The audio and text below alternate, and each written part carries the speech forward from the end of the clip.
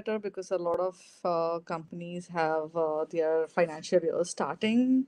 So we do see a little bit towards moving in the better direction where you see opportunities, you see roles coming in, which is amazing. And that's, I think, a hope and a breather to a lot of folks.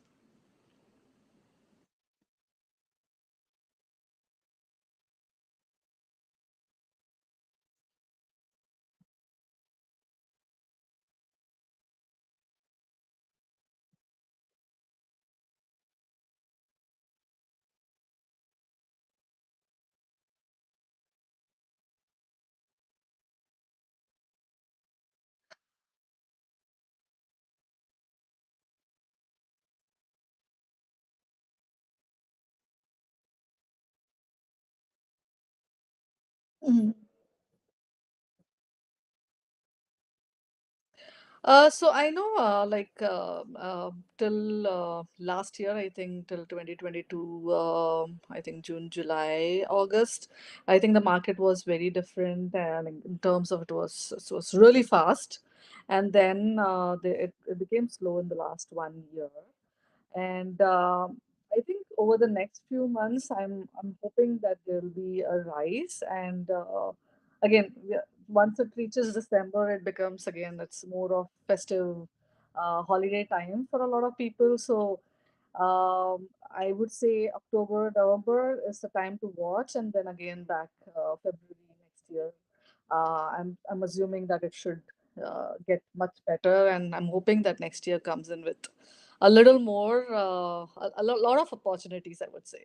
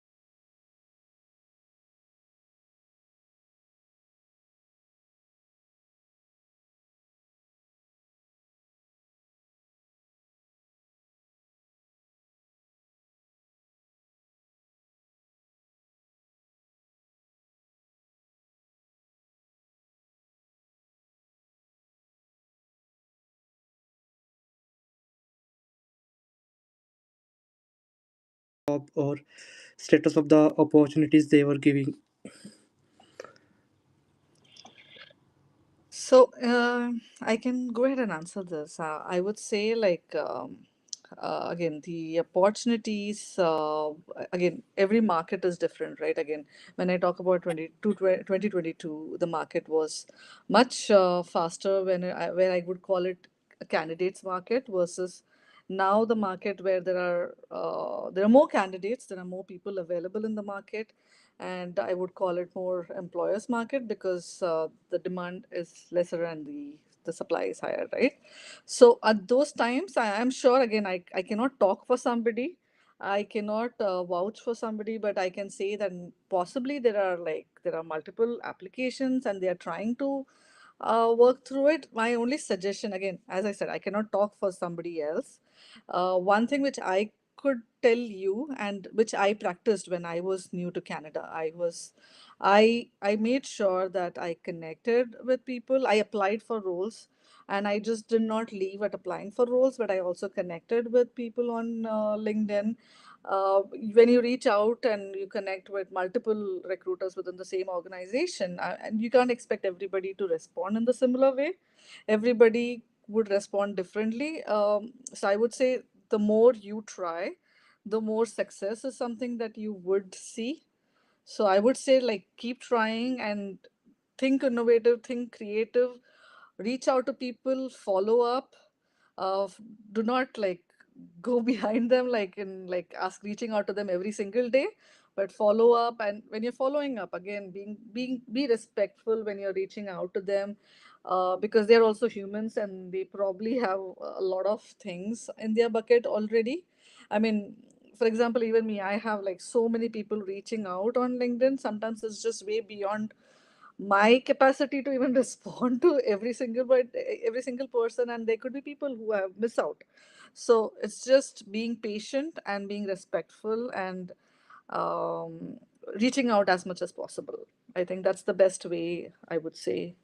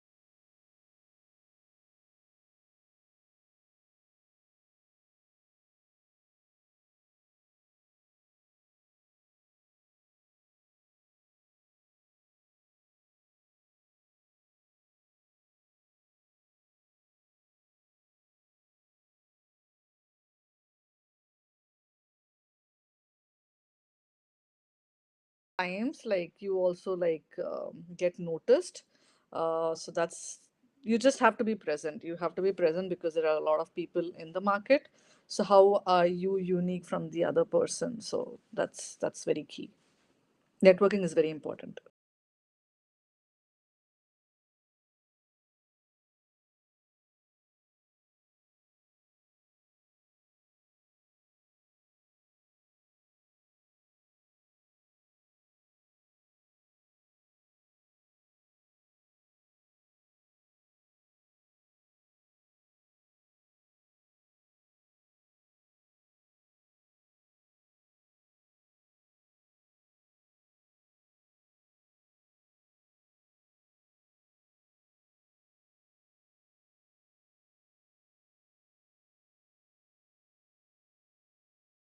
Entry level or graduates, they would specifically look for graduates, and there is a criteria to hire for those graduates. So if there is if there are organizations that put in entry level and they end up hiring seniors, then probably their need is probably different, and they've not probably displayed that correctly, I would say. But entry level should be freshers, right? Basically, I mean that's how we call in India freshers. Yeah, true. No, the thing was right with this situation that is going on right now, with everything that's happening. How do you think, or what do you see is the job market in the future or in the coming months for entry level people? Because there are a lot of graduates coming out as well. So the roles that we see are not aligning with the amount of people that are graduating. But how do you think? For example, me, I just graduated in May. I don't have any prior experience back from home, but here I did an internship. I mean, I completed an internship with a very good company. But yeah, so for people like me, or for people who are just recently graduating with not prior experience, so what would you suggest would be the best way that we can build up our profile, or what would be the, I mean, if, yeah. I would Kritika, you say, I want mean, me to? You yeah, want yeah, me go to ahead. take I it? mean, Yeah, yeah. So Rohan, again, I'm not a recruiter, but I'll share these things from my experience. So what happens is the number of candidates right now is it's huge, including the students. So the fresher, right? When you are trying to do some co-op, this co-op is it's very valuable actually. I have seen the candidates or the freshers or the newcomer, sorry, not newcomers, freshers who has done the co-op well, right? They easily get placed.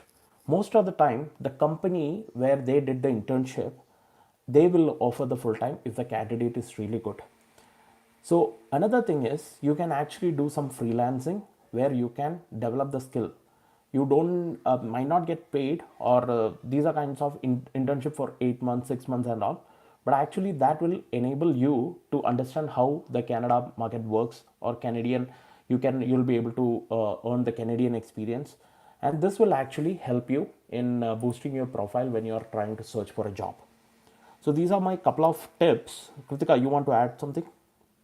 yeah, I mean, my tip would be again going back to networking because there are multiple opportunities that keep coming up within different locations. So networking is very key at this point of time, and mainly specifically at these times when the candidate when it's the employer market compared to the candidate market where uh, you should network. I mean, every opportunity, like get out of your home and go out and start networking with people because it's a lot of time it becomes word of mouth and people know you, people work with you, etc. So yeah. Thank you, Kritika. Thank you, Sudhir, again for the opportunity. Thank you. No worries. So, Kritika, before we move on to the next person, can you just quickly, in a couple of minutes, explain the end-to-end hiring process? Okay, I believe you have experience in the consulting firms and also in these service companies. So, how does the Canada hiring works? Can you just explain the end-to-end thing?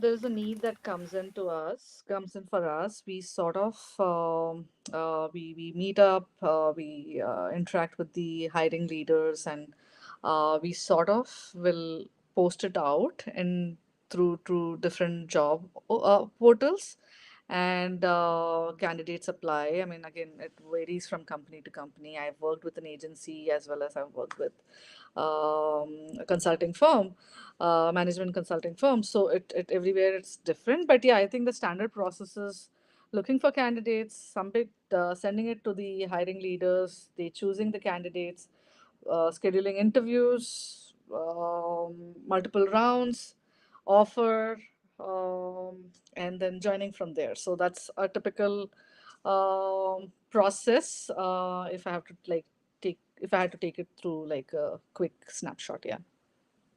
And what would be the best way to apply for a job? Is it through consulting firms, or is it through the career portal? Is it through email? Which one would you prefer? You as a You're recruiter. asking for me or you're Yes. asking for generally? Generally, I mean, it opinion changes, but generally, I can answer both. I mean, yeah, when sure. it as a typical standard thing, again, I look at it from a candidate point of view. So I would say the best thing, the first thing that anybody should do is apply for jobs on the career portals of the organizations that they are interested in, or they see a suitable opening at. And a lot of times, like when you, for example, you see a job that's posted on LinkedIn, which takes you to the career page, a lot of times, like at least when it's the rules that I have for, I sort of put myself as a job poster mainly to be available to be interacting with the candidates, because I understand how uh, a candidate struggles, etc. So ideal situation would be applying for at the job, the career portal, and then reaching out to the recruiters within the organization and checking with them if there is if there is a recruiter, the job poster already there that you can find, then reach out to them. If not, then I mean, I would say like try to reach out to recruiters, because a lot of times you will not get a response from everybody, because not because they don't want to reply to you, but just because they probably have 10 other things to manage, and it's all about timing. You reach out to a recruiter at a point of time when they probably are finishing an offer for for a particular role. They may not reply immediately, because they probably are in midst of 10 other things that's happening. So timing is key, and hence it's also very important that you do a personal touch. Do not just assume that okay, I have applied on the job portal and I'm done. My work is done. Now somebody will reach out to me and all of that. I mean, I yes, for a recruiter or for an organization, they have to hire a candidate, but for a candidate as well, we want the job as well, right? So it's a two-way street, and it has to be looked in that direction. Like I used to always say, like a job seeking is the 9 to 5, or maybe more than 9 to 5 kind of a job. You need a lot of consistency and dedication. I mean, when I landed in Canada, I sat on Monday to Friday. I sat on 9 to 5. If I'm not giving interviews, I'm not going out and giving interviews. I used to consistently set, apply, make a note of things, and work things through. And that's how I got my first job. I mean, persistence helped me. Thank you, Kritika. So let's move on to the next one, Ritik.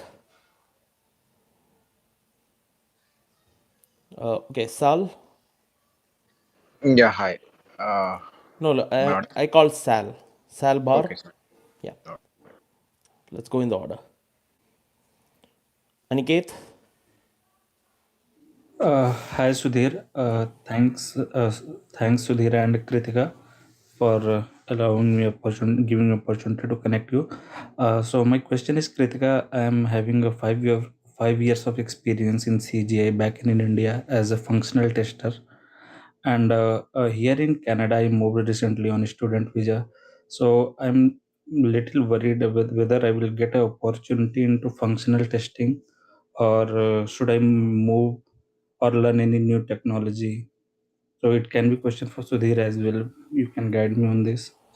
Sure, before I add, I wanted to welcome Sajid. So, me and Sajid have been doing a lot of these sessions for some time, and Sajid have been a partner in my crime to help all these job seekers. So, I want to take a moment to welcome Sajid to this session. Thank you, Sajid, for joining. So, Sajid, you might have heard this question from Aniket. Do we want to keep our testing, manual testing, or should we upgrade the skills? Any thoughts on that? No, this is not only for testing per se, for any role, right? The challenge is when you look at a growing see, when you look at the environment that we are in, right? When you look at competitors nearby like US and other countries, so you have to look at what skills are in use right now, and you have to look at what is the competition, right? If you For my own skill, recruitment, right? When you talk about in the last 1 year with Gen AI and all those people using AI techniques, you have that concern that should I upskill myself? Will my role be there for another 5 years, 10 years? So the question of upskilling is beyond doubt, right? So there, your personal journey, I know that you were successful because you upskilled, right? There was a coach, and you realized that you had to upskill, and you upskilled. So that is the case with every person. So what happens is we go with title. Now let's say a person is in India or other part of the world, they, let's say it's a BA title, right? Now when they say there are BA roles in Canada, they think that okay, there's a huge opportunity in Canada for BA. The problem is we don't realize for Canada specifically, if it is a BA, then what all skills are required to be a BA in Canada, and that is where the challenge lies. So I would say upskilling is, rather than certification, upskilling by gaining practical knowledge. Sometimes even it could be personal projects, right? You have always volunteered that you should have a portfolio. So that is what I would say upskilling is, rather than just getting certification. I'm open to listen to other people who has a Yeah. different viewpoint or their Thank you. views. Yeah, thank you, Sajid. Kritika, let me rephrase that question in another way. So, how much of this new roles coming, right, are based on the skills, or are we still going with the traditional BA QA approach, or all these new opportunities which is coming your way requires like a kind of a new skills or the additional skills which is required? What do you think? I mean, generally, I think while the market is a little different, there is still a lot of demand for data cloud, for example. Like, so I think upskilling is very critical and very crucial when you're looking out for job opportunities. And doing it at the right time and not getting lazy on that bit is very critical. Thank you, Kritika. Aniket, hope we answered the question. Yeah, Sudhir, yeah. So Thank yeah, you. in case you need further information, just PM me because I came from the QA background, so I'll be able to guide more. Okay, Yeah, sure, Sudhir. I will ping you. sure. Let's move on to Pratik. Pratik, Pratik. Hi, Sudhir. Hi. Hey, Thank you for providing this opportunity yes. and really appreciate you doing this work of helping newcomers and the people of our community. Hi, Kritika. Firstly, a happy belated birthday and congratulations for being recognized as top recruitment voices. And I'm sure the manifestation has worked well for you. Thank you, Pratik. Yeah. So, my question is to both of you. Basically, I was working as a product owner back in India, and will be coming to Canada in few more days.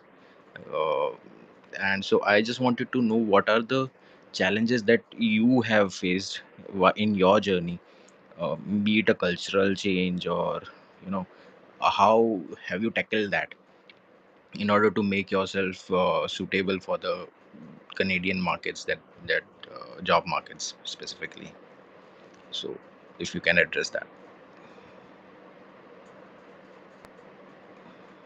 So when you're coming to a new market, first thing is I think it's very important to understand how that particular market works and adapting to it.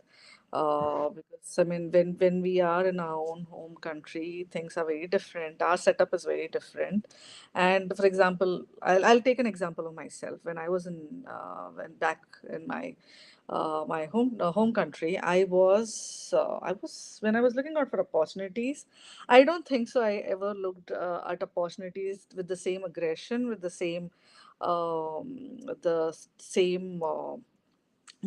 zeal that I look for when I'm in Canada. I think more because we sort of leave a lot of things back there, and we are sort of coming here and starting from scratch. At least for me, we were starting here from scratch. We didn't have anybody here, so for me, the first thing, again, this is the way I work.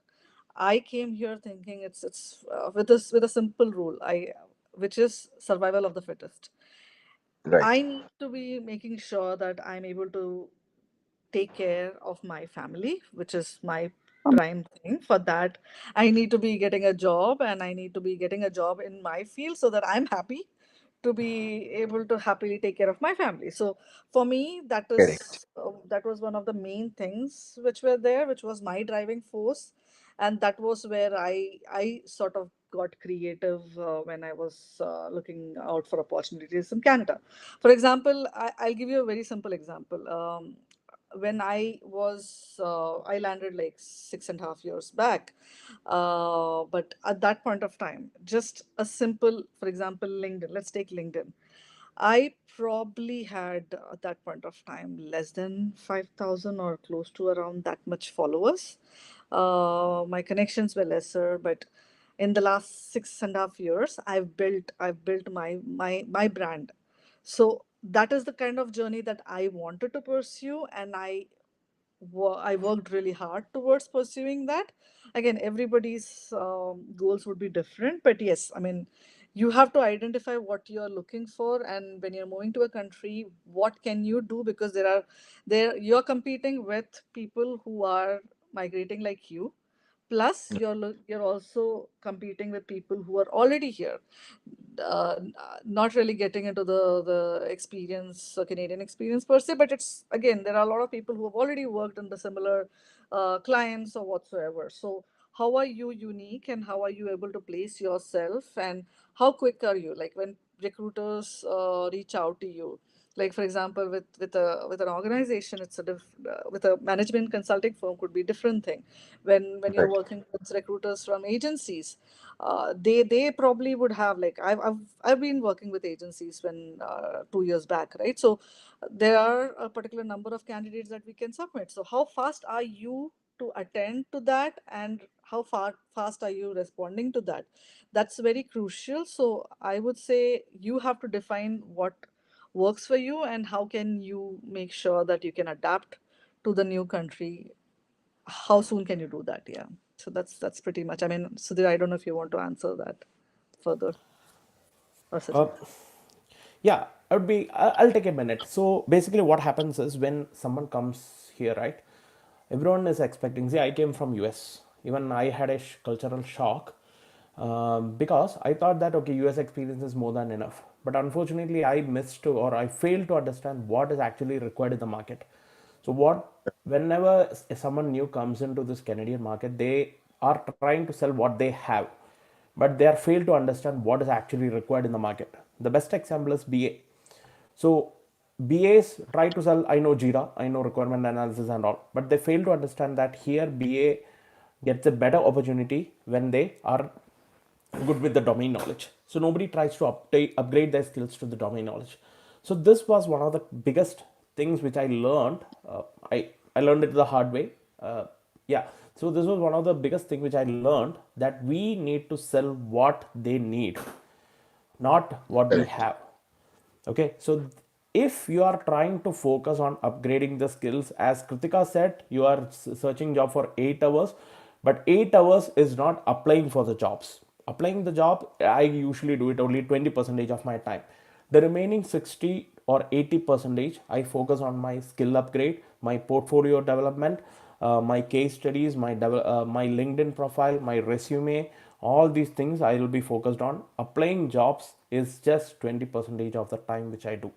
Again, this is my personal opinion, but it has been working, and this has been working for a lot of the people whom I try to provide the input.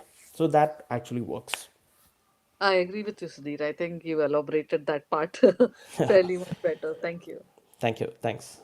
Thank you, Sudhir. Thank Thank you. you, Kritika. This is Yeah. very helpful and insightful. We'll No work worries, towards Kritik. it. Yeah. Let's move on to Rishabh. Rishabh.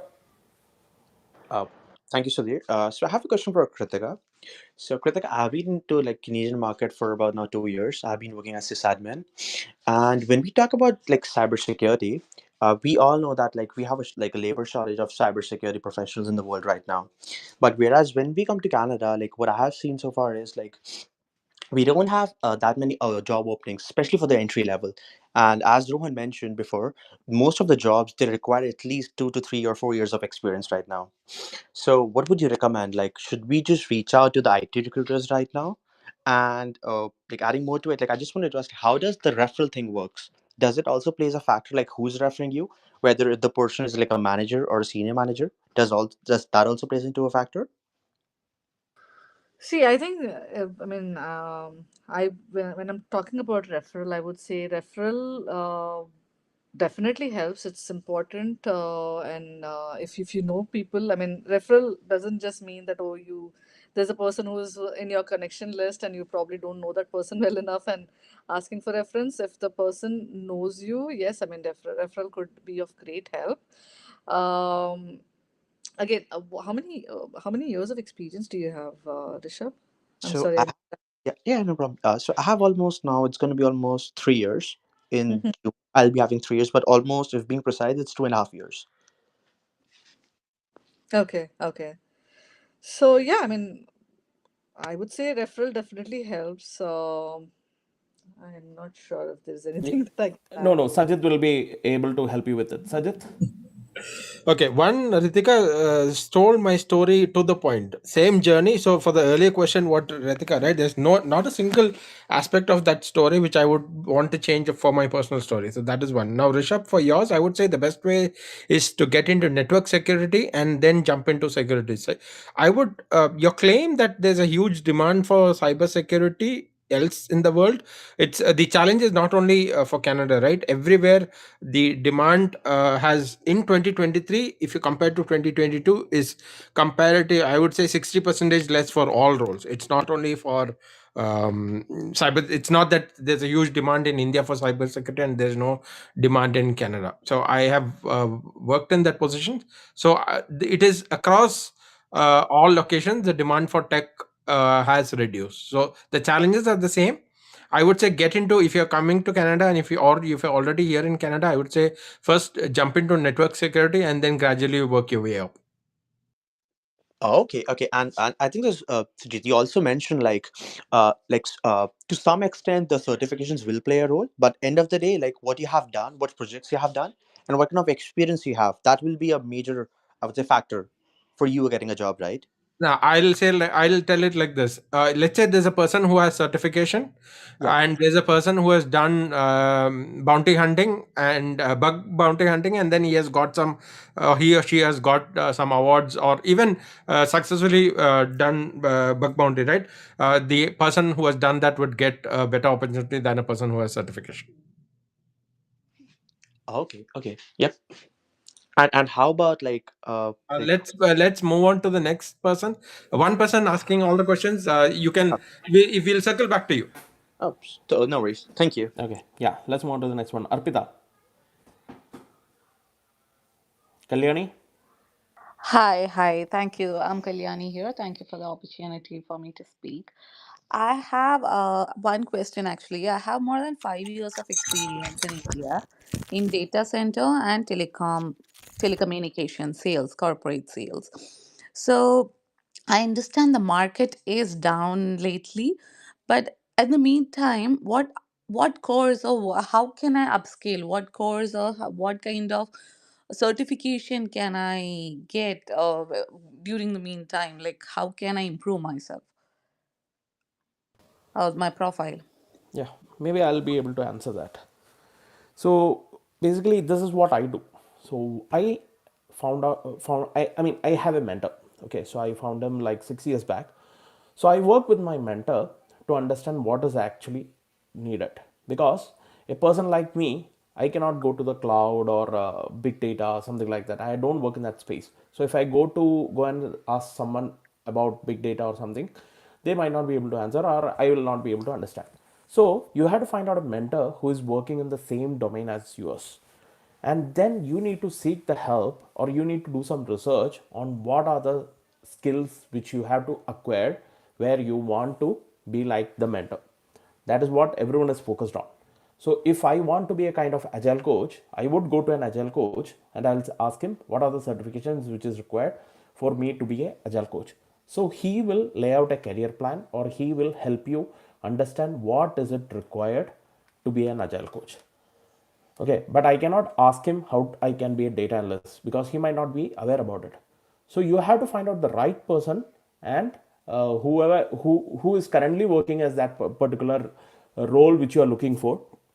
That is a person who will be able to guide you on the certifications or the career path front. So if you ask me, I'll be able to help with QA, data analysis, agile, process engineering, all those things. But I will not be able to help you with Java or .NET developer or front end development. So you have to find out the mentor who is actually working in your domain, and then you have to ask this same question to that person. That would be the best way you will be able to get the answer.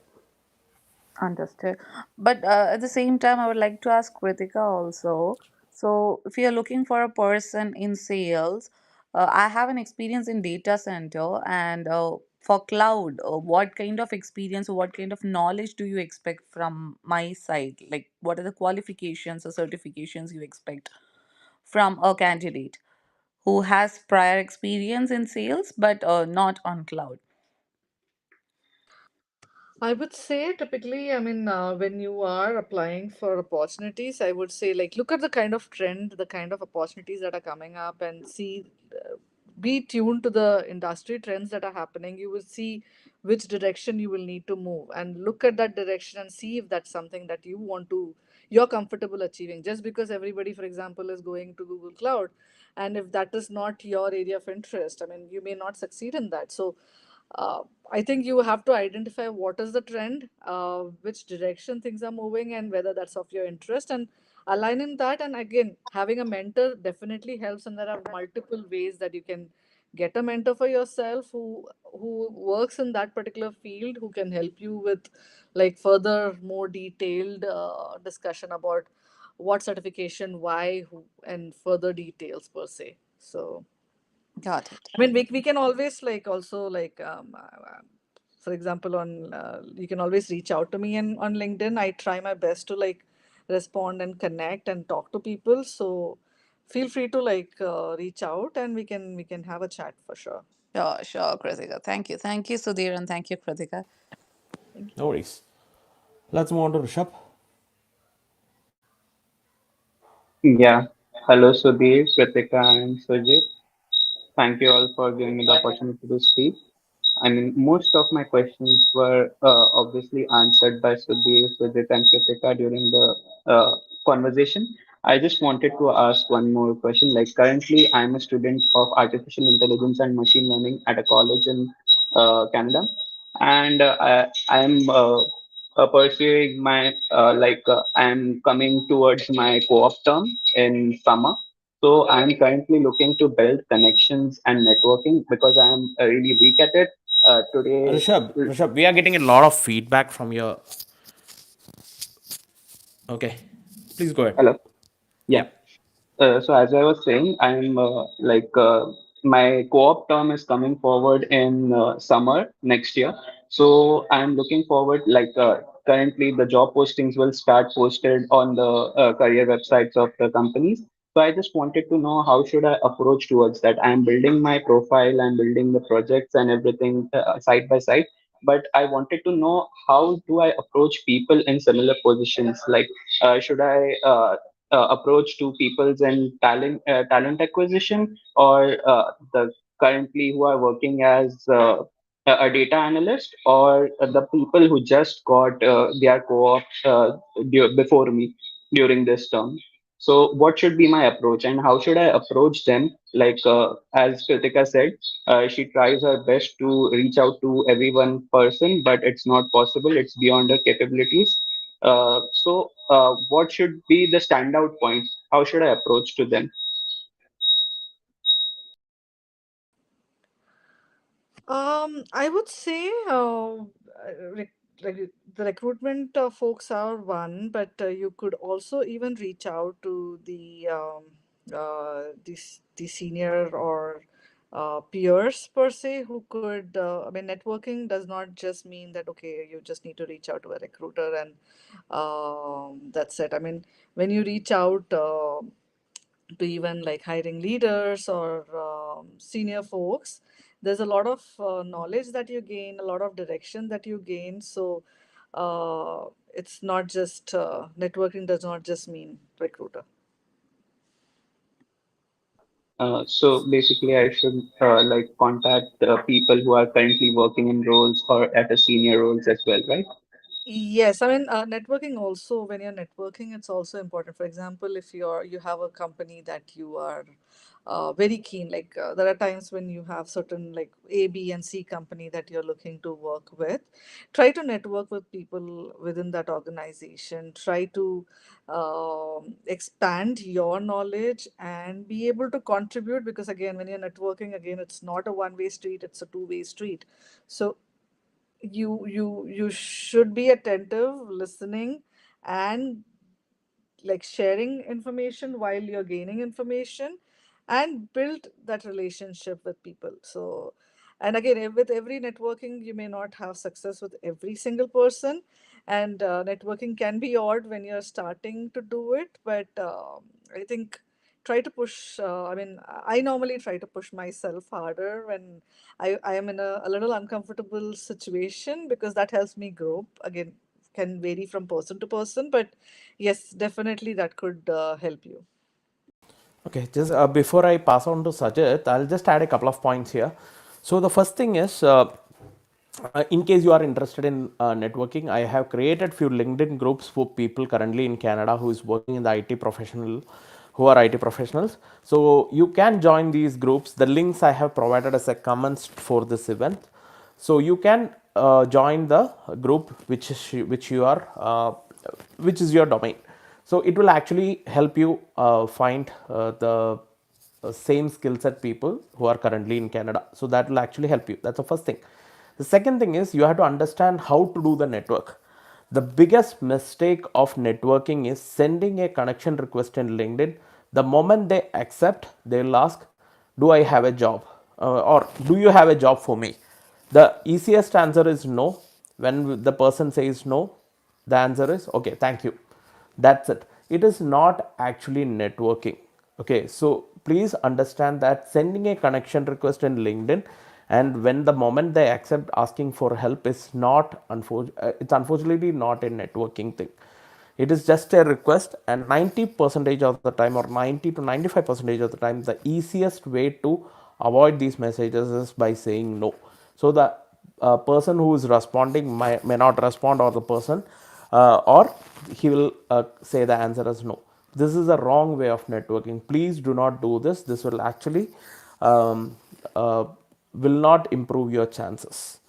Sajid, you want to add something on this? Because this is very, very important. Me and Sajid have been explaining this a lot on how to network. We actually have a group called Get Hired in Canada, where we share all these jobs which is coming our way. And a lot of people are, I mean, there are around, I would say, 3,000 people in those WhatsApp groups. So we share all these tips there. So, Sajid, you want to add something here? Specific for Rishabh, I'd say you're 1 month late because people have started already applying for those internship. What is required, right? Now, if what Sudhir mentioned in terms of Get Hired group, even today there's a lot of internship that's already been shared.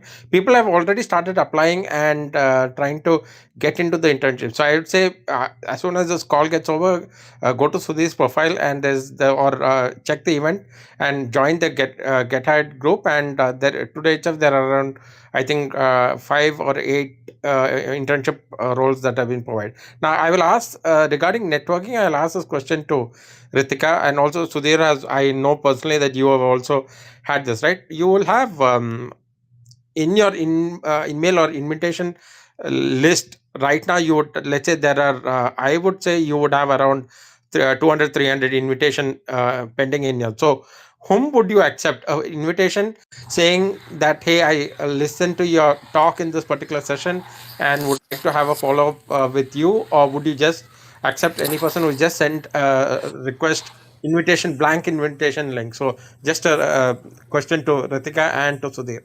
The first preference is always for people who has added the note. Whoever has added the note when they are sending the request mentioning just an introduction or something, they will get the first preference. It's easy to accept them.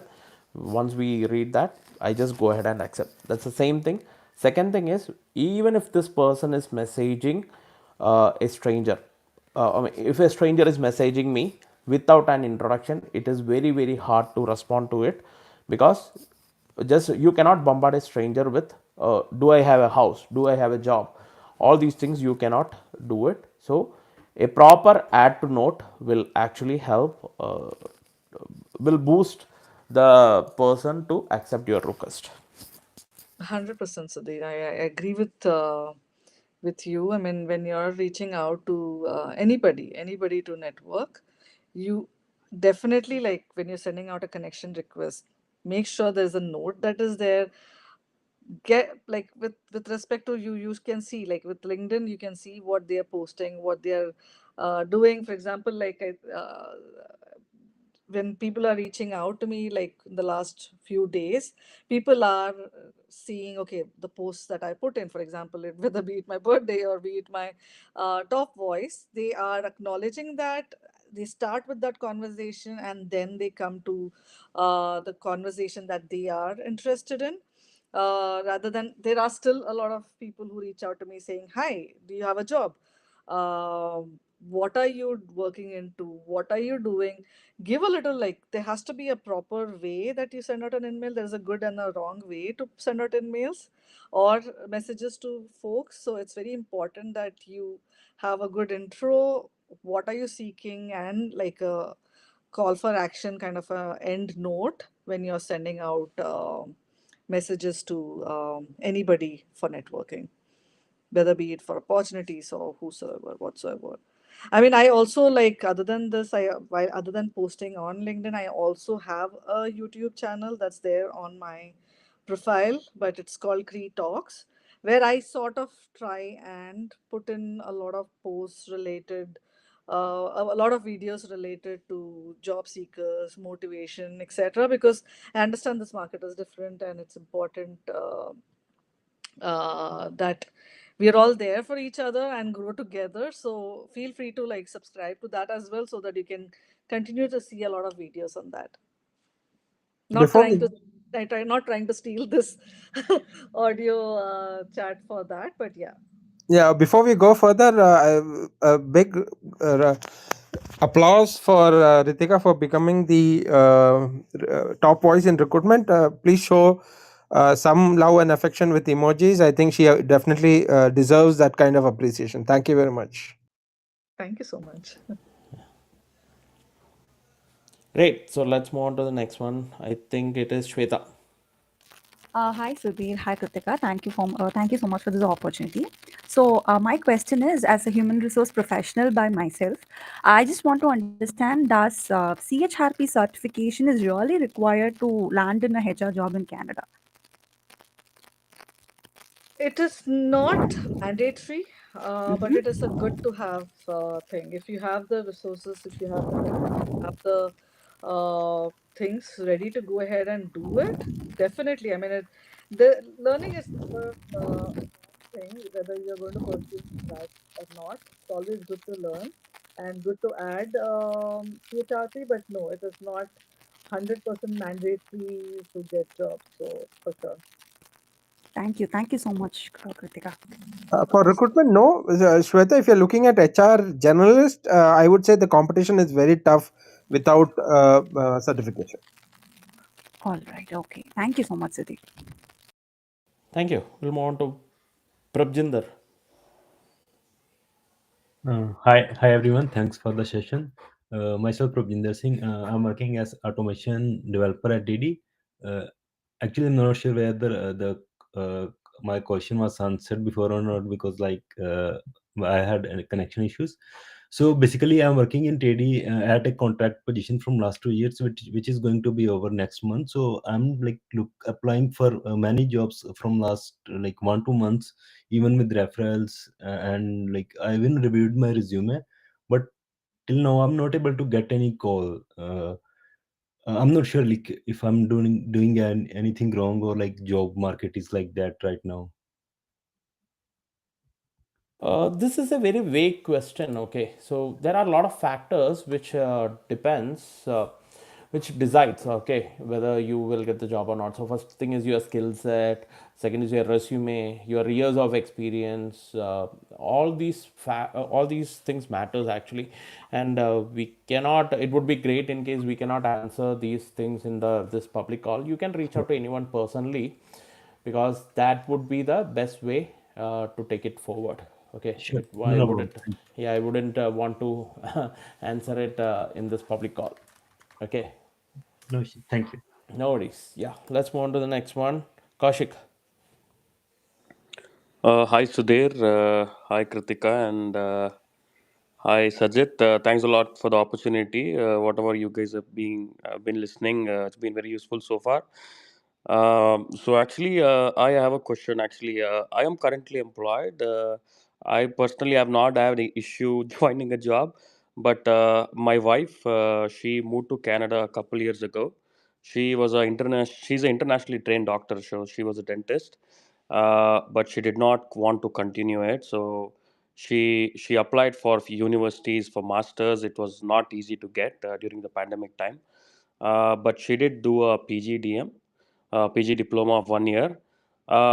She's been applying for lots of roles. She also got some certification like CAPM, ECBA. She did some certifications. She's working on her technical skills as well. Um, you said that for somebody like entry level, you need to build a portfolio, right? So can you tell more about that? Because we've been applying for like even volunteering position, internships, entry level. The market is being tough. So I want to know more about like this idea of building the portfolio. What kind of projects or what else can she do to gain the practical experience than just relying on certification? I would pass this to Sajid. Sajid. Portfolio. So specific one question before I answer that is, has your wife checked in health tech companies, specifically targeting health tech companies? Yes. So we made a list of like 200 companies actually. We Hmm. keep checking the positions, and I keep sending to her, and she also keeps checking. So we keep increasing that list that we have, and she targets that, but still she has not been able to get. She just got one co-op call, but apart from that, she's not got any calls. So we are like very worried, and we're not sure what's wrong because we first came up with a two-page resume, and then a few recruiters said, since you're starting off, stick to one-page resume. And then she changed her resume, she did everything, but still she's been struggling to get calls. Yeah, two-page resume is fine.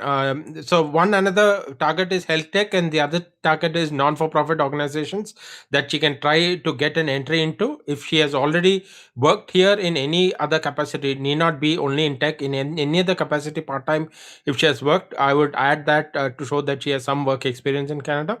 The second thing is portfolio. What you mentioned is you could take up any project. Now, let's say it is in data. You take some free data using APIs, and then you do a data analysis. Sudhir always says, build a Power BI portfolio. If you're doing data analysis, there are a lot of ways that you can showcase you have done this, put it on GitHub, and have the discussion around those projects that you're working on, right? The important thing is to have the conversation. So now this is a mixed group of HR, QA, and other people, right? Now, if she's in one-on-one with one of those hiring managers, need not be immediately, if she's in the conversation with them and she is able to showcase that this is what she's trying to get to and this is what she's passionate about, and if they like the projects that she's volunteering with, right? Volunteering, sometimes if you're not able to get volunteer work alone, you can pull data from free websites and then do those analysis kind of work. So anything related to your projects, you could build that portfolio in that. So okay, so she has done projects in her college. So is that also okay? Like Definitely. I'll ask her to work on more projects, but even the Definitely. college projects. Definitely. Okay, so you're saying put it in GitHub and then share that link on the resume. Definitely. That is a must for any technical person. If you're not putting your personalized projects on GitHub, and if you're not putting it on your resume, you're missing out. Okay. We'll take that feedback. Thank you so much for that insight. No worries. Okay, let's move on to Vin. Hi, Sudhir, Hey. Kritika, and Sajid. Thanks for this great session. So my question for any one of you can answer. Uh, the situation was, as you apply for a job, and like there was a time like it was having interviews like in a day, 3 to 4 or 5 interviews in a day. But now, as everybody knows, the dynamic has changed because of these various reasons. And as Sajid pointed out, the job market has gone down, especially tech industry, by 60% down in hiring. It now, so the situation is not the same as many of us align to this. Like there is very hard, it's very hard to get an interview because we are sending so many resumes, but nothing's happening. So it's been different. So what is that so much different than that time and now? It's gone down. So then how do we stand out? Like apart from upskilling, apart from anything, but how do we stand out to make that resume get picked?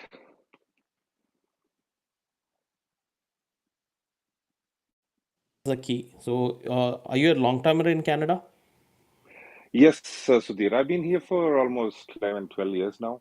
So Absolutely. So, I've been aloof of LinkedIn for quite a long time because I haven't uh-huh. had the chance. I mean, I didn't think like LinkedIn was like necessary thing. I was in a constantly in a very long time position for 7 years with Dandy Corp, and before that, for a few other organizations, especially in the financial domain. Mm. But yeah, I've thought if you suddenly change domains and things kind of, then okay, I didn't like that. I didn't like some work at a data. And started changing, and there was time into just to 21 I was giving interviews back to back in a day. But now it's not happening even with such kind of experience and thing. So I was thinking like what has changed. Uh, okay, maybe I'll just give my input. Maybe it might be wrong, but I Sure. can just give you the input. So last 2 years, the immigration was zero, and Right. since it was a COVID time, everyone was moving digital. So the Hmm. companies, all the companies started investing heavily in digital, and that's the reason why we were lacking the resources, and the companies were hiring left and right with uh, great hikes, 20-30% each hikes, and all. Yep. But what happened is by 2022, the immigration actually opened, and Hmm. the life became normal, and that one has impacted the digital uh, funding for the upcoming years or a few months. Hmm. So, two things. One is the funding has been affected. The funds are less right now. The budgets, I would say. The second Hmm. thing is the number of immigrants or immigration, they just widely opened, and all the students started getting open work permit, and their spouses were getting open work permit, Hmm. and plus they started like what 400,000 immigrants came in last year, so Yep. everyone got PR. So the number of candidates was numerous in the past 1 year. uh, if I'm not wrong, there are 850,000 students who are international students in Canada in 2022. If I'm not wrong, I just Hmm. read it. So Hmm. what happened is the number of people who are currently in the market, it's very high. And last year the project manager contract, I saw one candidate getting $120 an hour. Hmm. Right now the rate has gone down to 35 to $45 or $50. So Hmm. that is the impact because of these two things. If anybody wants to add anything, please feel free to add. But this is my observation, not from my official this one, from my research, whatever I have found out. Yeah. Sajid or Kritika, you want to add something? Kritika, go ahead.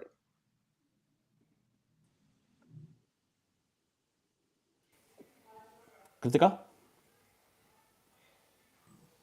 Okay, demand and Yeah, supply. yeah. Uh, Right. yeah, Kritika, go ahead, please. No, no, you go ahead. Definitely demand and supply, what Sudhir mentioned. And if you've not invested in LinkedIn, I would suggest that you do that. One Hmm. another challenge that a person earlier who raised that issue of he already has a job here and then he's still facing the same trouble. I found in his LinkedIn profile, incomplete. It was incomplete. There was no recommendation. There was no projects mentioned. So definitely it would help if your LinkedIn profile is much more Hmm. complete, active, and you have all the right kind of recommendations. So if you just Google how to make your Hmm. LinkedIn profile complete, there are a lot of Yeah. videos which will help you boost. That will definitely help. Since you've been in the industry for quite some time, when I would suggest getting some recommendations from your previous bosses or people who you have worked with, that will definitely Right. boost your LinkedIn profile. Perfect. Thank you so much, Sajid. Yeah, I mean, Thanks, LinkedIn Sudhir. is quite a digital business card kind of a thing. I mean, more than your resume, your LinkedIn is fairly viewed furthermore per se. And the reach is higher, right? When you're, for example, if somebody even puts in an open to work posting, it is visible to so many people. People like, people comment, and it goes from one your own connection to like further more. So it's very important to be, I would say, my personal opinion would be like I would change as per times, because what probably worked yesterday for me may not work tomorrow, or maybe not working for me today. It just is important to understand how things are changing, and being adaptable and being current is very crucial. One thing, Kritika, for you. So, what difference do you find? Like way back, if you go back pre-COVID or just before, like in 2020, 21, you are a recruiter, you have a Mhm. posting, you posted it, and you received applications. But now, post that, past that, now in present situation, you have a post, you have a position, you posted it, and you were receiving applications. What huge difference do you find? I know, just as Sudhir mentioned, huge number of applications in current Correct, yeah. times.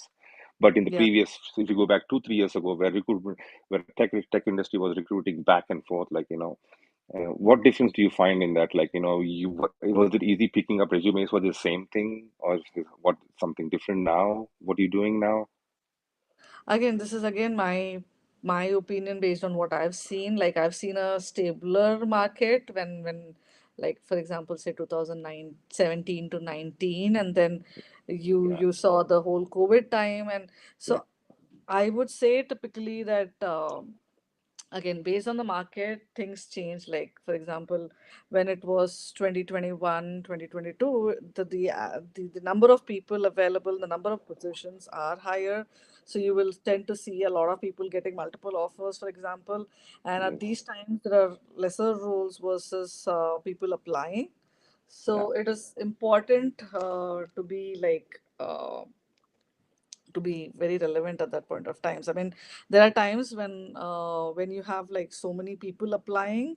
Again, Right. a lot of times people get a little more specific about what they need out of the candidate, and yeah, that's something that happens when there are more people available versus the number of opportunities. Thank you, Kritika. Thank you, Sudhir. On a lighter note, when I'll say my this thing is that I'm getting lesser coffee invites than before COVID than now. Right now, it's all LinkedIn invitations. Everybody wants a LinkedIn invitation, but lesser coffee invites. Before COVID, there were a lot of coffee invites. So that is my take. I Thank agree. you, Sajid. I mean, Yeah, yeah, you had to go I, to office, man. I totally see. So Sudhir, Kritika, and so, before, like, I've been here for 10, 12 years. I've been mostly going into office, it was totally different. So never ever felt the importance of having a LinkedIn profile. I used to have it, but it was just there lying there with maybe 50, 100 connections. I never bothered to grow it at all. It's just now I started working on it and grow, increase the presence of it. But I realize after speaking to you, I realize the importance of it now a lot. And again, Thank I you. mean, again, on the LinkedIn profile as well, like feel free to reach out and I'll be happy. I mean, I have like again videos on that as well, just going detail by detail on each of the aspects within LinkedIn. It's still in in process phase, but feel free to reach out. I will be more than happy to be able to Thank you help. so much, Kritika. Really And appreciate it. Sajid, Thank you. I did also notice that you are recognized as a top recruiting voice as well. So I want Oh, yeah, I forgot to compliments tell back to that. you. Sajid, congrats to you too, man. I got curious and I went onto his page and I was like, oh, he's. Yeah, that's it's good. It's good to be among peers in the sense to be recognized for what we do. See, that's why I said, Ritika, your journey in Canada. If I had to write a story, it's the same, right? And what challenges you faced, and I faced similar kind of challenges. The journey is the same, and the objective on when everybody asks, right? How do you upskill? What do you do? Exactly what you mentioned, right? It's the exact journey. Sudhir has had a similar journey. So I would say that anybody who is in this hearing this, right, If you think that you're alone in this journey, you're wrong.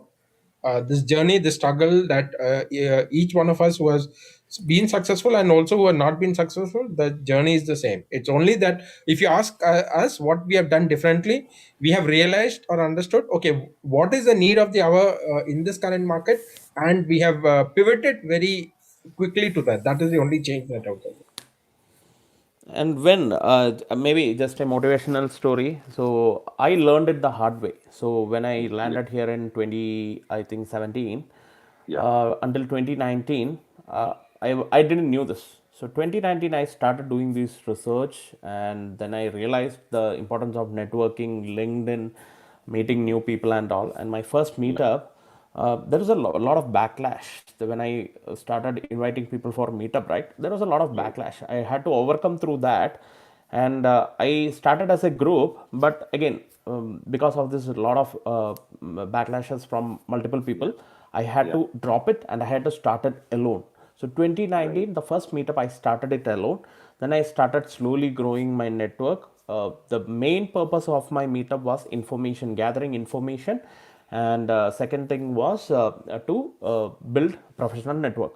And Right. the first person whom I invited was a Randstad recruiter. Her name was Merit. So she was Right. kind enough to come and share all these good things and about job search and all. That is where I started this research. And right now, we had a Tech Mahindra recruiter speaking last session.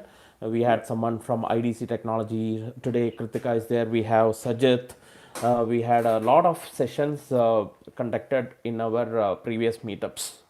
Okay, so Yeah. this right now I am trying to build the network for everyone to connect with each other. Yeah. And if I know that it's a bit late for you, but again, better late than never, right? Start building your connection, start trying to Yeah. reach out to Yeah. your older connection.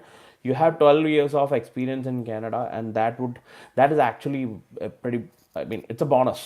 Okay, Yes. It is. any company will hire you just closing their eyes, so don't worry on that.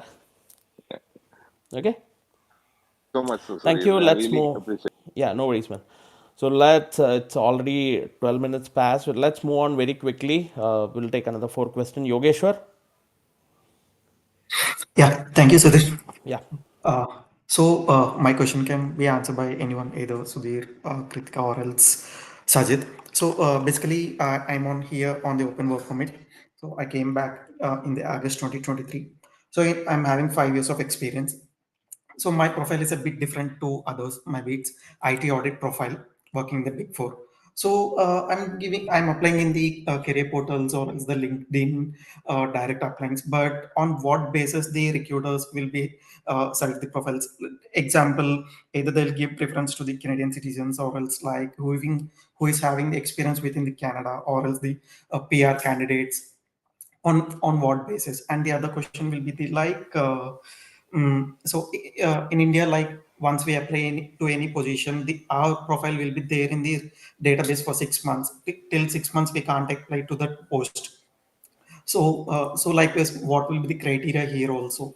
So Okay. these are the two main Okay, thanks, questions. Yogesh. So I'll let Sajit or Kritika answer the second part. But first part, since they are recruiters, I don't want them to answer because recruiters are prohibited to know what are the criterias they use to select the candidates. They are legally bound not to share those things.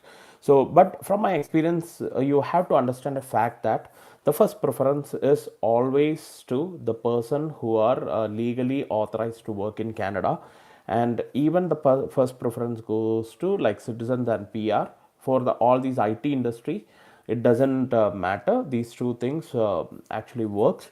And yes, Canadian experience, if you are applying for a PM role or a kind of a senior role, they would prefer someone with Canadian experience because it makes their life easy. um, and after this PR or citizenship, then only comes the open work permit. The challenges is because the open work permit, there can be end date. So once the candidate has been trained for 6 months, suddenly his visa expires, he may have to leave the company, he cannot work anymore. Companies doesn't want to take those risks. Okay, again, this is purely from informational. I am not representing any views of any clients or customers or anything. And I don't want Sajit or Kritika to answer this, but this is from my experience and this is from the conversations which we had with the lot of people. So you have to accept the fact that the first preference goes to PR and citizens, and then only the open work permit, and especially with Canadian experience, people get the get preference, of course. And second part, I think Kritika or Sajit can answer. Sorry, what was the second part? I forgot. No, no, Very sure. it's Yeah, I okay.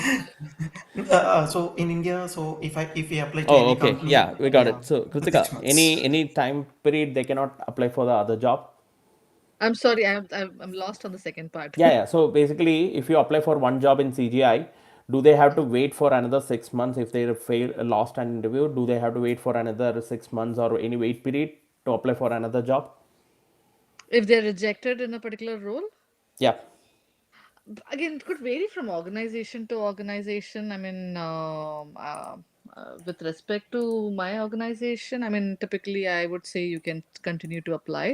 Again, it depends on which role. For example, if you're applying for one role within the same business unit and you've already been rejected, there is a likely possibility that you may not go ahead. We may not go ahead with the same candidate because they've already interviewed, they've already screened, like they've already understand on how the conversation has gone per se. But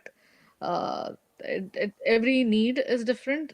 This is how I look at it. Every need is different, and every requirement has its own specification. So um, I would not hold myself back if I am an applicant. But again, the rules or the criteria could change from organization to organization. sure. Thank you, Kritika. Unless you have rejected an offer, I would say go ahead and apply. Yeah. That's Okay. right. Yeah, I mean that's a very good point.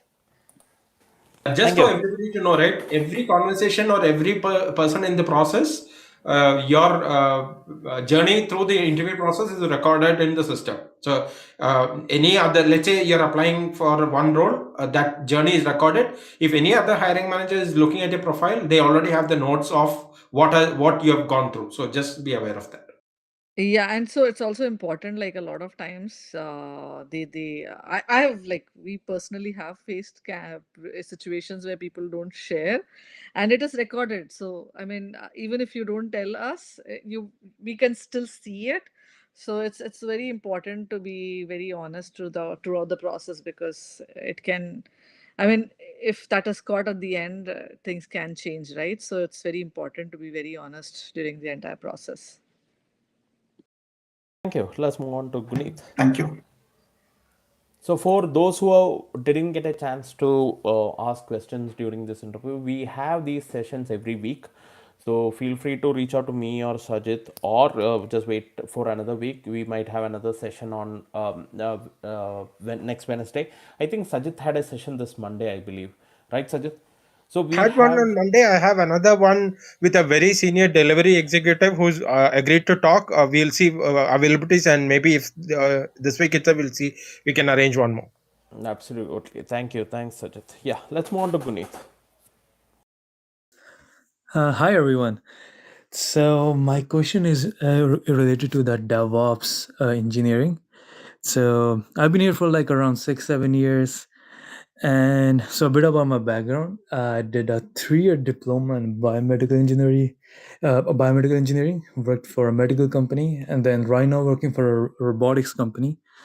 And while I was working here, I ended up working with some test engineers, and from there I learned about automation. So I spent already like a year, something like learning everything. But I know engineering in Canada is regulated, and I can't use the engineering title just cause I don't have a bachelor's.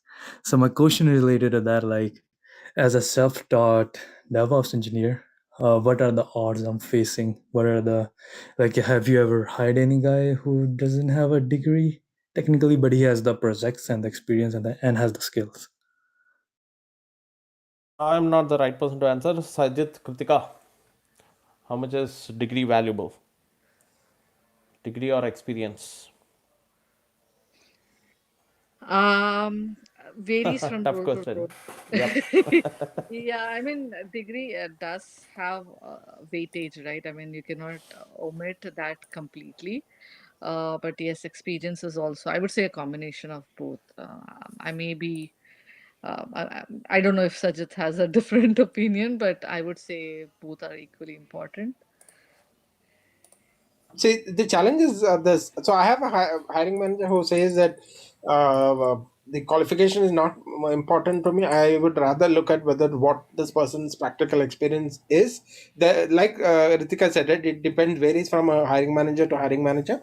From a recruiter perspective, sometimes what happens is just to cut off the competition, there are certain things. Now, let's say for a project manager, why we say a PMP certification is required, it is mandatory, right? It is required. Other roles, the reason why they ask for certain certification is just to reduce the number of applications or reduce the competition within the people who are applying. So that combination in now in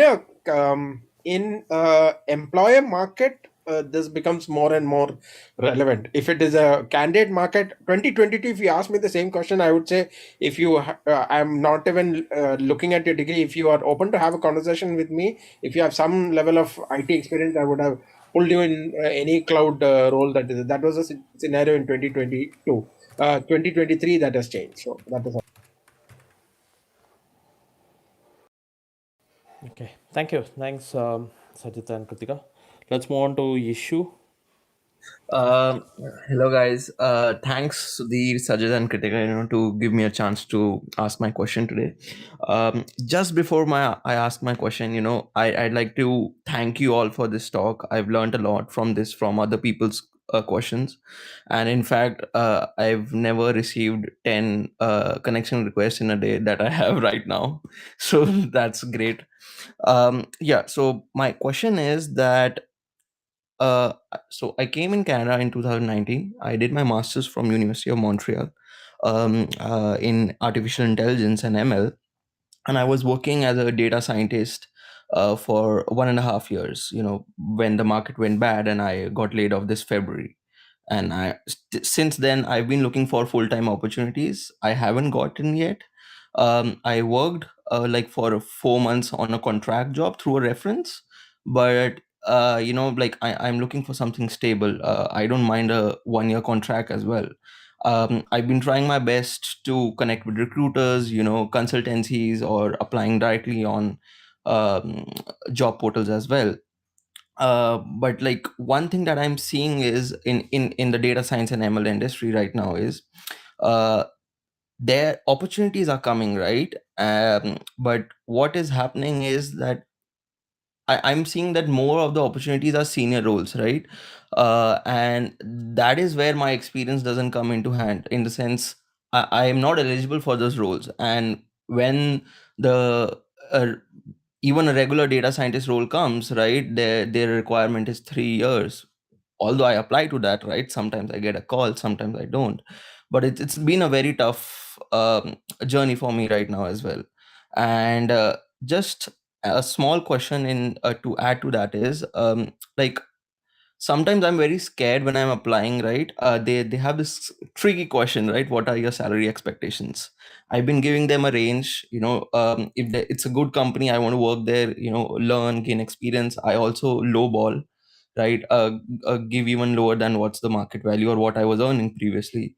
But like, is that the right thing to do? Because I get, like, some of my experience friends, they tell me, oh, no, you should not lowball yourself, or you shouldn't bend down. But like, at the same time, the job market is also very bad right now. I wouldn't lowball. I wouldn't lowball. I would understand what is my. So again, it's a demand and supply thing, right? If there is a demand for your skills, why lowball? Of course, then the challenge is the competition is more where, like you said, let's say there's a person with 5 years experience coming at the same salary that you're looking at. So then I would, since you already have the education here and you have worked sometime, I would take that experience network. And you mentioned that you're reaching out to recruiters. I don't know whether Kritika would agree with my statement. Recruiters should be the last person that you should be approaching. I would look at a senior data scientist, connect with him or her, and that would be my first approach in networking for a role, right? If you had to, if a recruiter is asking me this question and wanted to connect with me, we would have a better conversation than what I and you would have issue. In the sense, Ritika and me, we have been in the tech space hiring for so long that we can have that conversation. It's not that we can't have, but the challenge I see is that shouldn't you be targeting hiring managers to network rather than recruiters? So that is my first question to you. Mhm. Yeah. My bad, I didn't include that. So I've been, networking, trying to network with, people in the same position or seniors as well, right? Trying to understand their take, right? Irrespective there's an opening or not in their company. It's been a bit difficult for me, right? Because I'll be honest, like many others, I wasn't very active on LinkedIn previously, right? It's been I think a few months since I got laid off, I started and I'm daily learning something new about networking. So I agree 100% on that. It's not the recruiters. The reason I told recruiters was that um, uh, from the perspective of contract roles, right? That way, like consultancy companies, I meant connecting with them, so that Got I can. it. Got it. Issue, how many people have you invited for coffee saying that, hey, I'll buy you coffee? Would you be interested to have a 15 minutes information or a 30-minute informational interview? Oh yeah, I've not done that. Like I always had Try that. messages. Try that.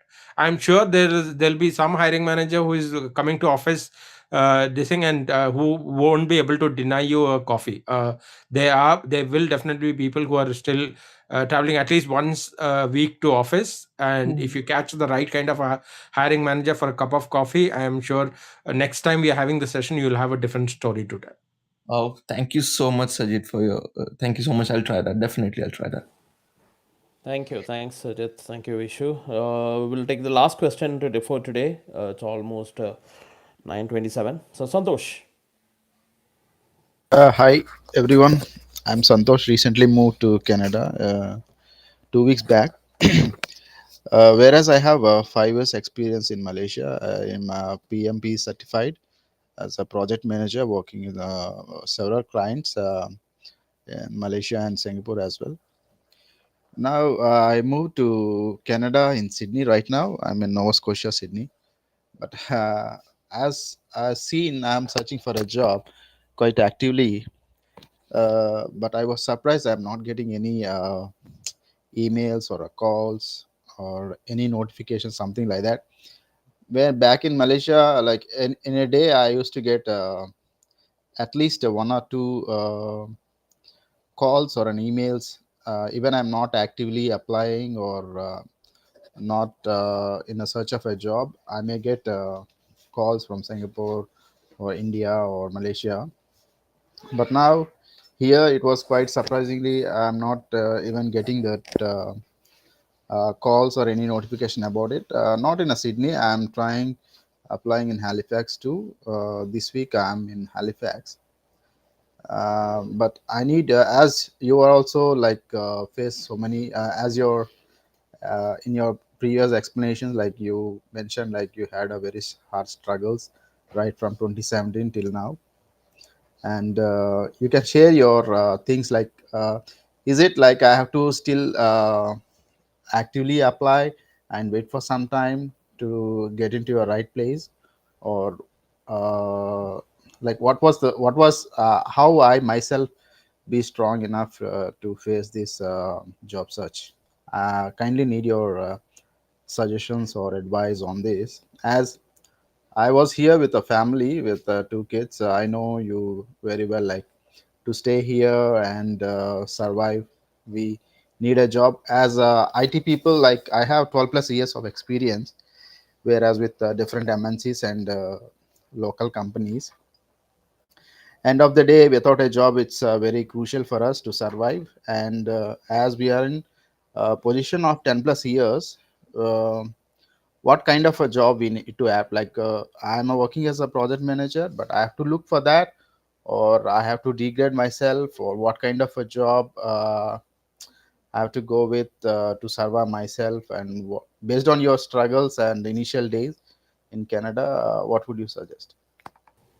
Kritika. I mean, when I heard, again, I'm just going to take it just on face value. When I heard about you getting opportunities in Malaysia, right? If I'm not wrong, versus in Canada, you have to understand how the Canadian market works, how things are, and you cannot expect like what you had back home to replicate here. You're like, there are times, again, it changes from market to market. There are times when I'm sure a lot of folks in this group would have got 10 calls in a day, and there could be a market when they probably have not got 10 calls in a single call in 10 days, for example. So it depends. Timing is very key at everything that you do, and it's important. Like if there is a different market at this point of time, and there are a lot of project managers in the market. What I what is that you're uniquely creating for yourself? Are you just waiting for opportunity? Are you just applying for opportunities and waiting for them to come to you? If you're lucky, maybe yes, that could happen. But if there are more senior folks available, maybe they may not even reach till your resume, right? I mean, you have to create your, like, you have to work hard for your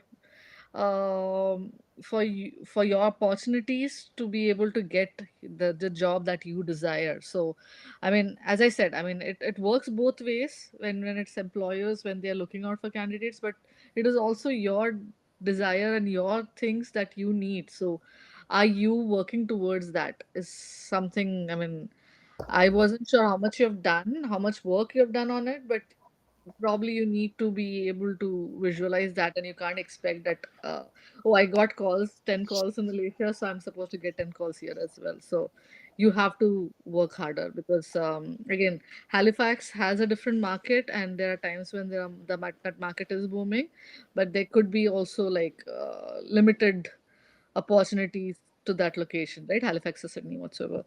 Yeah, So actually, that's what my you said opinion. is correct.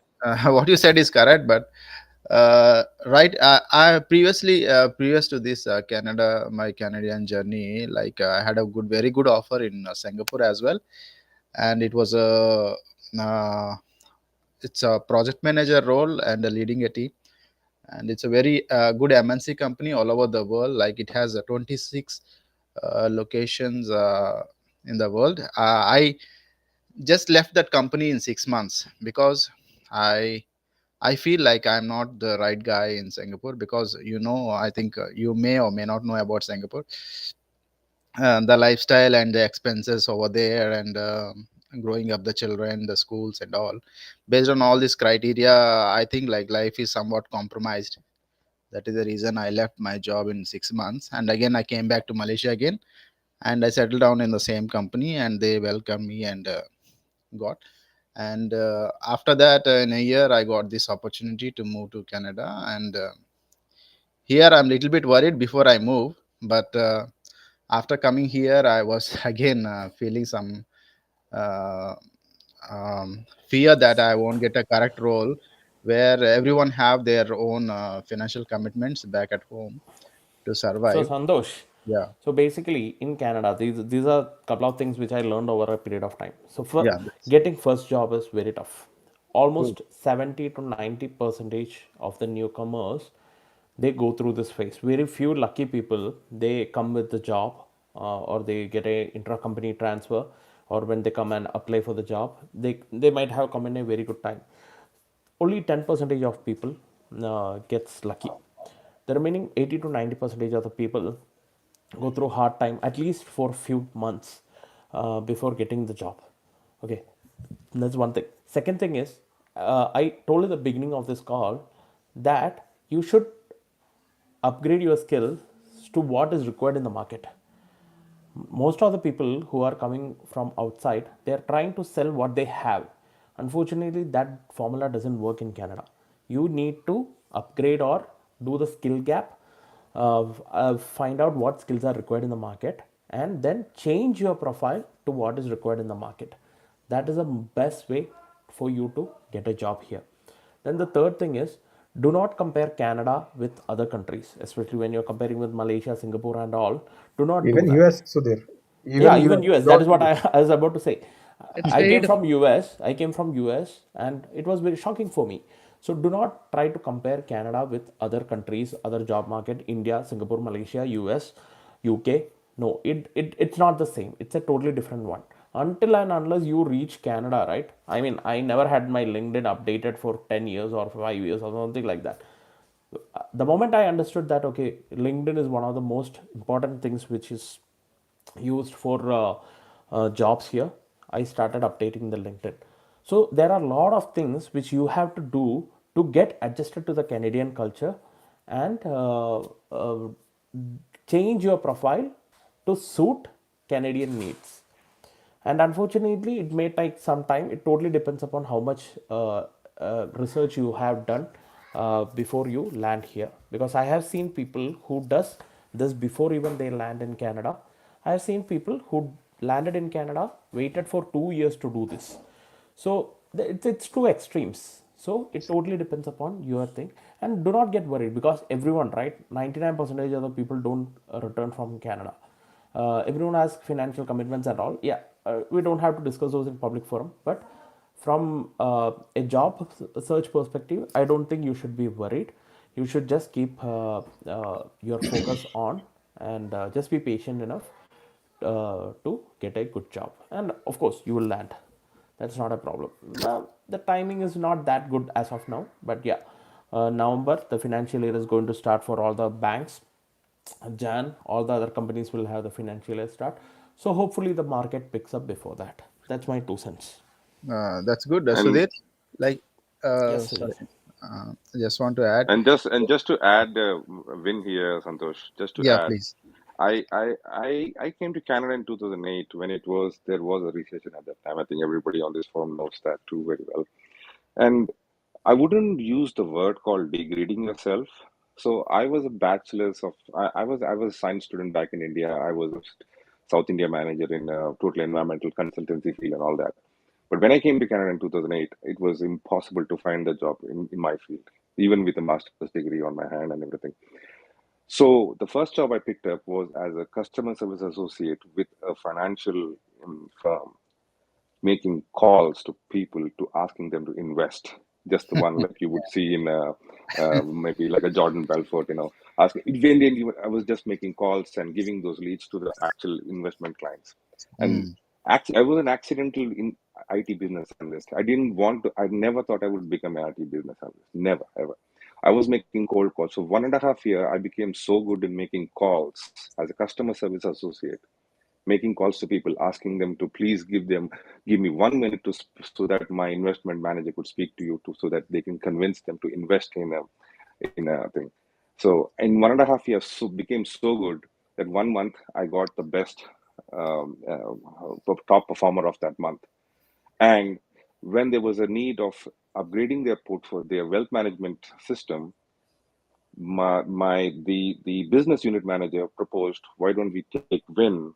He already knows, he's already been making calls, he knows the system a little bit well, and he knows that I do not have an IT background. But and this also goes to I think one of the candidate here who was asking whether college degree is required to become the DevOps engineer. No, I would say no. I do not have any college degree in IT, nothing. I'm a science graduate, but I showed that interest. I sat down at that time, there was online nothing. I sat down with people, I took their personal time. I requested personal time to sit down with me to ask them, explain it to me how this system works, how this investment thing works, what are an IT business analysts do. So there was other business analysts within my organization. So I sat them with them and I invited them for a dinner and I sat them to my room. I asked them what to do, what should I learn. And that time there was no online, nothing. And I literally speak to people, learn through books and learn through some online stuff, not much. But degrading stuff wouldn't be the best word to use. Mm. Just you start the way it is. That's it, and you would eventually grow. Any Yeah, first you, impression? What Great you did? point, Win. Great point. Yeah, when that's you that's summarize the whole 1.5 session in in 2 minutes, the highlight of the session is that 2 minute talk that you gave. You summarized. I think you gave the solution. Now this is another problem that I have. You have given we most of the in this conversation. A lot of you have got actual solutions. What work here? The success is on how many people actually implement it from tomorrow, right? So that is where it is. Great as a highlight. Yeah. Thank you very much. Yeah. Thank This you, is, Sajid. yeah, I was just telling this in the WhatsApp group today. So somebody reached out to me for a resume review. So I gave them the feedback, and this guy didn't incorporate it. After 2 3 months, this guy again sent me the old resume back, and I collected $100 from him, and I said the same feedback, and this guy incorporated it. So when I gave it for free, this guy didn't do it, but he felt confident when he paid me $100 to review the resume. So the all these things what we are telling is if you implement it, it will work. Okay. So no, the problem is nobody is trying to implement it since we are getting it for free. So try implementing these things. We have the YouTube videos, the previous recording. There are great tips, resume tips, interview tips, all these things in detail we have mentioned. Just go through it and start implementing it. Start implementing small steps, and that makes a huge difference in your job search. Trust us on this because we are coming from the experience. We are stating all these things from our experience. Okay, Yeah. so that's one big And thing. Santosh, believe me, I met people here, our own Indian immigrants, who've been working as who are IT people, who are IT people back in home other country or any other country. I met one guy who was an IT analyst in Australia who moved here. He started working as a floor associate in Canadian Tire, and Hmm. Canadian Tire hired him as a DevOps engineer without even a degree. Why? Yeah, Because he had that. skill So set. he had that build that connection within the. So his store manager has recommended him for that position. True, true. So he has Yeah, built that kind of relationship. So there is nothing like degrading yourself. If you're working in a as some kind of cashier in a Walmart, it's not degrading yourself. It's just you starting somewhere. That's because this is a new it's like country. when what you Yeah. said is correct, but see, when you get into that stage that you don't have enough money to survive here, then you cannot still wait for that. I have to get that job and I will stick to that, something like that. It's just a thing No, that's trying. Santosh. No, Santosh. That is the mindset. So when I started here, Ritika told the same story. I have a similar story. 3 months. 3 months. I was on the street for Yeah, Plan International, asking people to take $20 per month contribution on the street every day, talking to clients. Right. So it's about what works, and if you have not figured it out, another 6 months, if you wait and you will figure it out, that is the only option that works. So that's the thing. Ritika, before we close, one quick question to you. So this is from the group that we had. What are the roles that you see going forward, which will have a huge boost in terms of the number of opportunities that are there? Any things that you're seeing, any trends in whether it is BA, QA? What are you seeing from the group, or from your observations? What are you seeing? What is the trend towards?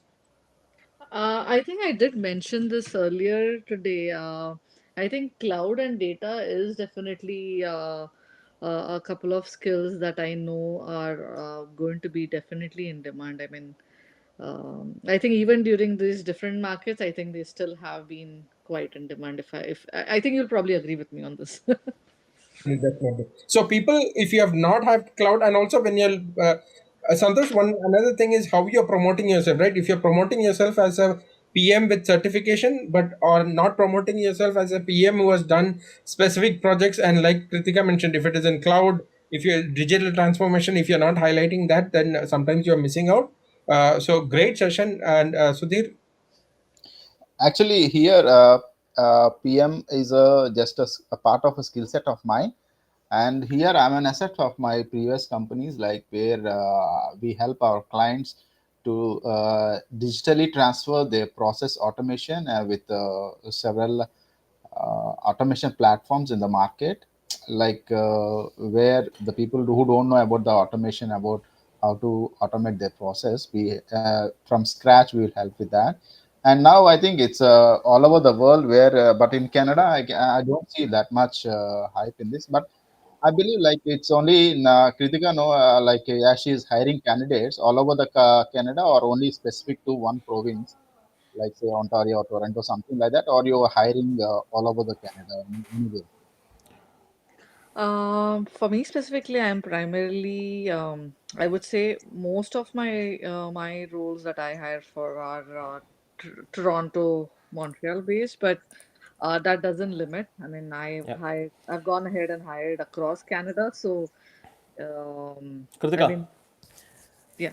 Yeah, sorry to cut you off. It's 9:45. Exactly. We are way past our time. Yeah.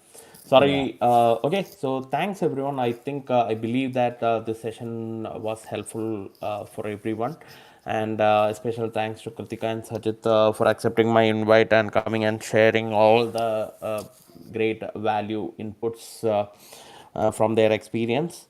And the disclaimer which I mentioned in the beginning, all these are informational sessions. This doesn't represent the views of our customers, clients, or employer. Please do your due diligence before you accept any offer, or before you start applying for the jobs. Do your resumes and all.